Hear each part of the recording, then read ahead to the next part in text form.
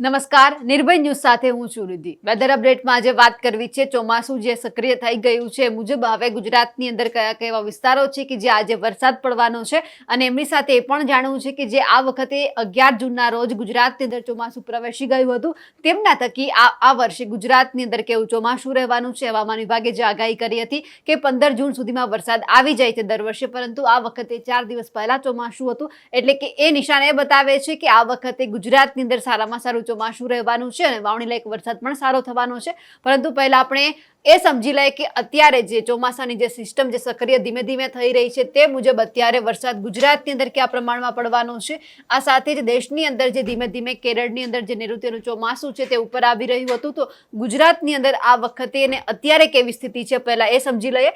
કેરળની અંદર જે અત્યારે વરસાદનું વાતાવરણ છે, આ સાથે જ કર્ણાટક હોય, કેરળ હોય કે પછી મધ્યપ્રદેશ અને મહારાષ્ટ્રના જે ભાગો એ જગ્યા પર પણ અત્યારે વરસાદ વરસી રહ્યો છે। એટલે કે દેશની અંદર જે મધ્યપ્રદેશથી લઈને જે પૂર્વ પશ્ચિમના વિસ્તારો છે અને જે દક્ષિણનો જે વિસ્તાર છે એ વિસ્તારમાં પણ અત્યારે ચોમાસું સત્તાવાર રીતે બેસી ગયું છે। એટલે કે દેશની અંદર ઘણા બધા એવા વિસ્તાર છે કે જ્યાં વરસાદ પડી રહ્યો છે। હવે ગુજરાતની વાત કરીએ, ગુજરાતની અંદર ધીમે ધીમે જે ચોમાસું સક્રિય થયું છે તેમને લઈને ગુજરાતમાં પણ અત્યારે વરસાદ પડી રહ્યો છે।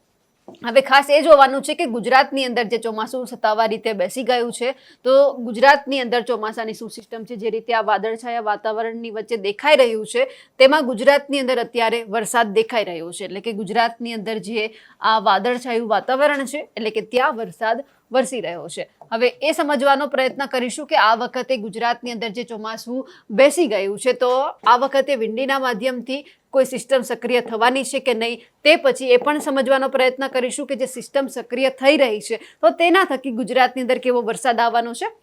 પહેલા એ સમજી લઈએ, અત્યારે જે મહારાષ્ટ્ર છે તેમની બાજુમાં એક સિસ્ટમ અત્યારે સક્રિય થઈ છે એટલે કે જ્યાં સિસ્ટમ સક્રિય થતાં જ તેમને લઈને ગુજરાતની અંદર સારો વરસાદ પડવાનો છે। પરંતુ અમુક જેવા શહેરો છે કે જ્યાં વરસાદ પડવાનો છે એ નુકસાનીનો વરસાદ હોવાનો છે અને ગામડાની અંદર એટલે કે ખેતીલાયક વરસાદ પણ આ વખતે પડવાનો છે।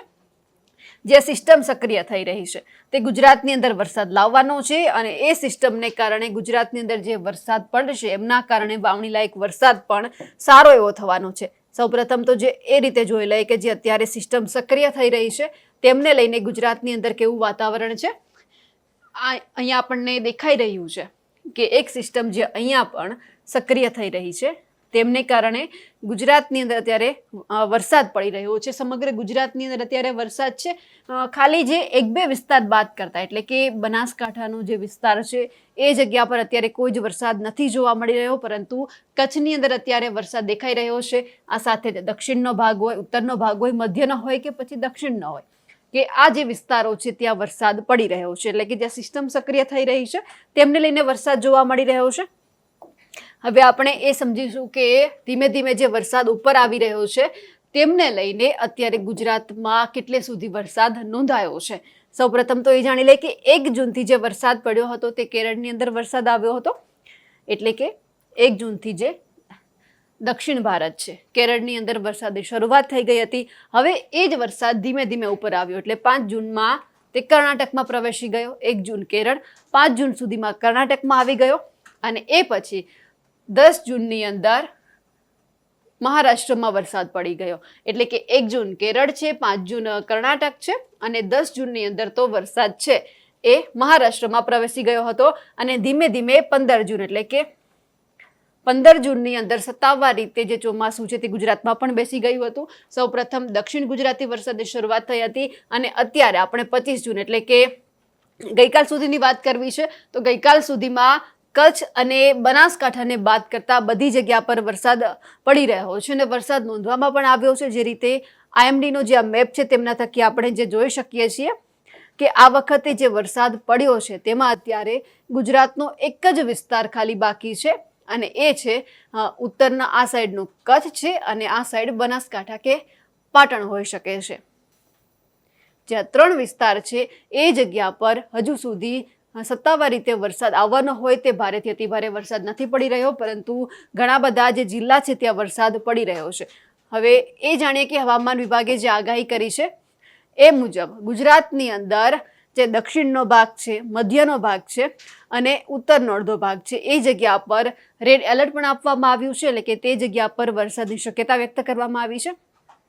પરંતુ ગઈકાલ સુધી હજુ પણ બનાસકાંઠાનો એટલે કે ઉત્તરનો જે ભાગ હોય છે ત્યાં વરસાદ નથી પડ્યો, પરંતુ રેડ એલર્ટ પણ આપવામાં આવ્યું છે, એટલે 1-2 દિવસની અંદર એ જગ્યા પર વરસાદ પડવાનો છે. હવે આપણે એ સમજી લઈએ કે હવામાન વિભાગે જે આગાહી કરી છે એ મુજબ એવા કયા વિસ્તારો છે કે જ્યાં હળવાથી મધ્યમ વરસાદની આગાહી કરવામાં આવી છે, એવો કયો વિસ્તાર છે કે જ્યાં ભારે વરસાદની આગાહી કરવામાં આવી છે. હવે જે ભારે વરસાદની આગાહી કરવામાં આવી છે ગુજરાતના એવા વિસ્તારો આપણે જોઈ લઈએ. પહેલા તો ભારે વરસાદની આગાહીમાં અમરેલી, ભાવનગર અને આ સાથે જ બોટાદ અને સુરેન્દ્રનગર, આ 4 વિસ્તાર છે સૌરાષ્ટ્રની અંદર કે જ્યાં ભારે વરસાદની હવામાન વિભાગે આગાહી કરી છે. આ 4 વિસ્તારમાં હવામાન વિભાગે જે આગાહી કરી છે એ મુજબ ત્યાં ભારેથી ભારે વરસાદની શક્યતા વ્યક્ત કરવામાં આવી છે. અને આ સાથે જ મધ્ય ગુજરાતની પણ આપણે વાત કરી લઈએ તો મધ્ય ગુજરાતના પણ 4 એવા જિલ્લા છે કે જ્યાં વરસાદની આગાહી કરવામાં આવી છે. આણંદ હોય, વડોદરા હોય, છોટાઉદેપુર હોય કે પછી પંચમહાલ હોય, આ 4 વિસ્તાર એવા છે કે જે હવામાન વિભાગે ભારેથી અતિભારે વરસાદની આગાહી કરી છે. હવામાન વિભાગ જે આગાહી કરી રહ્યું છે એ મુજબ આજના દિવસને લઈને 8 જિલ્લા છે તેમાં ભારેથી અતિભારે વરસાદની આગાહી કરવામાં આવી છે. એટલે કે જે બાકીના વિસ્તારો છે એમાં પણ વરસાદ પડવાનો છે, પરંતુ એ જગ્યા પર ભારે વરસાદની કોઈ જ શક્યતા વ્યક્ત કરવામાં નથી આવી. એટલે કે જે રીતે દક્ષિણની અંદર વરસાદ પડી રહ્યો છે તેમાં વરસાદ તો પડવાનો છે, પરંતુ ભારે વરસાદ નથી. એટલે કે ક્યાંક હળવાથી મધ્યમ વરસાદની પણ શક્યતા વ્યક્ત કરવામાં આવી છે, જેમાં દમણ, દાદરા નગર હવેલી, નવસારી, વલસાડ, ડાંગ, સુરત, તાપી, નર્મદા, ભરૂચ, જ્યાં દક્ષિણના ભાગ છે એ જગ્યા પર અત્યારે હળવાથી મધ્યમ વરસાદની આગાહી કરવામાં આવી છે. ભારે વરસાદની કોઈ જ શક્યતા નથી. અને એમની સાથે ઉત્તરનો ભાગ હોય, મધ્યનો ભાગ હોય, એ જગ્યા પર પણ હવામાન વિભાગે વરસાદની તો આગાહી કરી જ છે, પરંતુ ભારે વરસાદ નહીં, મધ્યમથી હળવો વરસાદ અને કોઈક જિલ્લામાં હળવોથી મધ્યમ વરસાદની આગાહી કરવામાં આવી છે. આ સાથે જે સૌરાષ્ટ્રના જે હજુ ઘણા બધા જિલ્લા બાકી છે એ જગ્યા પર પણ હવામાન વિભાગે હળવાથી મધ્યમ વરસાદની આગાહી કરી છે. હવે એ સમજીએ કે હવામાન વિભાગે જે આગાહી કરી છે એ મુજબ દિવસે ને દિવસે જે ચોમાસું આગળ વધી રહ્યું છે એમાં કયા કયા એવા વિસ્તારો છે કે જ્યાં ગાજવીજ સાથે હળવાથી મધ્યમ વરસાદની આગાહી કરવામાં આવી છે. એટલે કે આ વખતે વરસાદ તો પડવાનો છે, પરંતુ એમની સાથે ગાજવીજ સાથે એટલે કે વીજળીના કડાકા સાથે વરસાદ પડવાની શક્યતા વ્યક્ત કરવામાં આવી છે. એમાં આપણને સમગ્ર ગુજરાત દેખાઈ રહ્યું છે કે આખા ગુજરાતની અંદર વરસાદ તો પડવાનો છે, પરંતુ અમુક એવા વિસ્તારો છે કે જ્યાં ગાજવીજ સાથે વરસાદ પડવાનો છે. ધીમે ધીમે જે વરસાદનું જોર વધી રહ્યું છે તેમને લઈને સમગ્ર ગુજરાતની અંદર જે હવે હળવાથી મધ્યમ વરસાદની આગાહી કરવામાં આવી છે, એમાં કચ્છ, બનાસકાંઠા, પાટણ, મહેસાણા, સાબરકાંઠા આ વિસ્તારોમાં પણ હવામાન વિભાગે આગાહી કરી છે. વરસાદને લઈને હળવાથી મધ્યમ વરસાદની શક્યતા વ્યક્ત કરવામાં આવી છે. સૌરાષ્ટ્રની અંદર વાત કરીએ તો દેવભૂમિ દ્વારકા છે, જામનગર છે, મોરબી, સુરેન્દ્રનગર, પોરબંદર, રાજકોટ, બોટાદ, અમરેલી હોય, જુનાગઢ હોય કે પછી દીવ હોય, આ બધા જ એવા જિલ્લા છે કે જે હવામાન વિભાગે વરસાદની આગાહી કરી છે. ભાવનગરની અંદર પણ હળવાથી મધ્યમ વરસાદની અને એ પણ વીજળીના કડાકા સાથેની આગાહી કરવામાં આવી છે. વરસાદની સંપૂર્ણપણે આખા ગુજરાતની અંદર આગાહી કરવામાં આવી છે, પરંતુ અમુક એવા ગામડા હોઈ શકે છે, અમુક એવા તાલુકા હોઈ શકે છે કે જે જગ્યા પર વરસાદ નથી પડવાનો. બાકી બધા જ વિસ્તારોમાં વરસાદ પડવાનો છે. જિલ્લાઓમાં હળવાથી મધ્યમ વરસાદની જે આગાહી કરવામાં આવી છે એ મુજબ અમદાવાદ, ગાંધીનગર, અરવલ્લી, મહીસાગર, ખેડા, આણંદ, પંચમહાલ, દાહોદ આ એ વિસ્તાર છે કે જ્યાં હળવાથી મધ્યમ વરસાદની આગાહી કરવામાં આવી છે. આપણે જે પ્રમાણે જોયું ગઈકાલે સવારથી જ અમદાવાદ હોય, ગાંધીનગર હોય, અનેક એવા જિલ્લા હતા કે જ્યાં વાદળછાયા વાતાવરણ વચ્ચે હળવાથી મધ્યમ વરસાદની આગાહી કરવામાં આવી હતી અને વરસાદ વરસી રહ્યો હતો. એ મુજબ સૌરાષ્ટ્રના પણ ઘણા એવા જિલ્લાઓ હતા કે જ્યાં વહેલી સવારથી જ વાદળછાયા વાતાવરણ, વીજળીના કડાકા સાથે વરસાદ પડી રહ્યો હતો. હવે વાત કરવી છે વડોદરા, છોટાઉદેપુર, ભરૂચ, નર્મદા, સુરત, તાપી, નવસારી, ડાંગ, દમણ, વલસાડ અને આ સાથે જ દાદરા નગર હવેલીમાં પણ વરસાદની આગાહી કરવામાં આવી છે. દક્ષિણ ગુજરાતમાં તો ચોમાસું જ્યારથી બેસ્યું હતું ત્યારથી જ વરસાદ પડી રહ્યો હતો, એટલે કે એ વિસ્તારમાં તો વરસાદ પડ્યો જ હતો. પરંતુ ખાસ એક વાત એ છે કે જ્યારે ચોમાસું નવસારીની અંદર ફસાઈ ગયું હતું, જ્યારે નિષ્ક્રિય થતાની સાથે જ ચોમાસું છે તે આ વખતે નવસારીમાં બેસી ગયું હતું અને જ્યારે મહારાષ્ટ્રમાંથી ધીમે ધીમે વરસાદ ઉપર આવવા લાગ્યો હતો, પરંતુ અચાનક વરસાદ છે તે નવસારીની અંદર સ્ટોપ થઈ ગયો હતો, પરંતુ એ જ હવે જે ચોમાસું છે તે ઉપર આવવા લાગ્યું છે અને હવામાન વિભાગે જે આગાહી કરી હતી એ મુજબ સાર્વત્રિક વરસાદ ગુજરાતમાં પડી રહ્યો છે.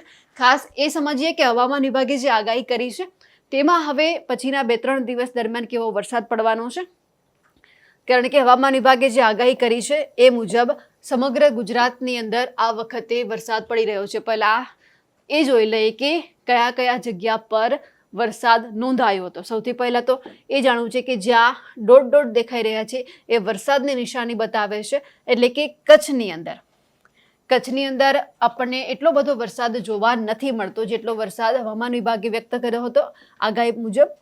કચ્છના જે દક્ષિણનો જે ભાગ છે એ જગ્યા પર જ વરસાદ પડી રહ્યો છે. સૌરાષ્ટ્રની અંદર અહીંયા દેવભૂમિ દ્વારકા હોય, જામનગર હોય, રાજકોટ હોય કે પછી ભાવનગર હોય, આ એ વિસ્તારો છે કે એ જગ્યા પર હવામાન વિભાગે જે આગાહી કરી હતી એ મુજબ વરસાદ પડી રહ્યો હતો. એટલે કે ધીમે ધીમે હવામાન વિભાગ જે આગાહી કરી રહ્યું છે એ મુજબ વરસાદ પડી રહ્યો છે અને દક્ષિણનો જે ભાગ આપણે જોઈ શકીએ છીએ આ બધી જ જગ્યા પર વરસાદ પડી રહ્યો છે, સિવાય કે આ બનાસકાંઠા અને સાબરકાંઠાનો વિસ્તાર બાદ કરતા બધી જગ્યા પર વરસાદ પડી રહ્યો છે. અમુકો જે એવા ગામડા છે કે જેમને બાદ કરવામાં આવ્યા છે અને એ ગામડાને બાદ કરતા બધા જે જિલ્લા તાલુકા છે તેમાં વરસાદ પડી રહ્યો છે અને ભારે જે વરસાદની આગાહી કરવામાં આવી છે એમાં 8 જિલ્લાનો સમાવેશ થાય છે. આ સાથે જ રેડ એલર્ટ પણ હવામાન વિભાગે જાહેર કર્યું છે અને એમની સાથે હવામાન વિભાગે એવું પણ વાત કરી છે કે 25 જૂન એટલે કે ગઈકાલ સુધીમાં કયા કેવા વિસ્તારો છે કે જ્યાં વરસાદ પડ્યો છે અને હવે જે વાવણી લાયક વરસાદ થવાનો છે એ ખેડૂતો માટે પણ સારો કહી શકાય, કારણ કે અત્યાર સુધી ચોમાસું તો ગુજરાતમાં આવી ગયું હતું, પરંતુ જેટલો વરસાદ ખેડૂતો માટે જોઈતો હતો એટલો વરસાદ હજુ પડ્યો ન હતો, એટલે ખેડૂતો પણ વરસાદની રાહ જોઈ રહ્યા હતા. પરંતુ હવે વરસાદ આવી ગયો છે, વાવણી લાયક વરસાદ થઈ રહ્યો છે અને એમને લઈને ખેડૂતો પણ ખુશ છે. તમને શું લાગે છે અમને કમેન્ટ કરીને ચોક્કસથી જણાવજો. સાથે જ નિર્ભય ન્યૂઝને લાઇક, શેર અને સબસ્ક્રાઇબ કરવાનું ના ભૂલશો. નમસ્કાર.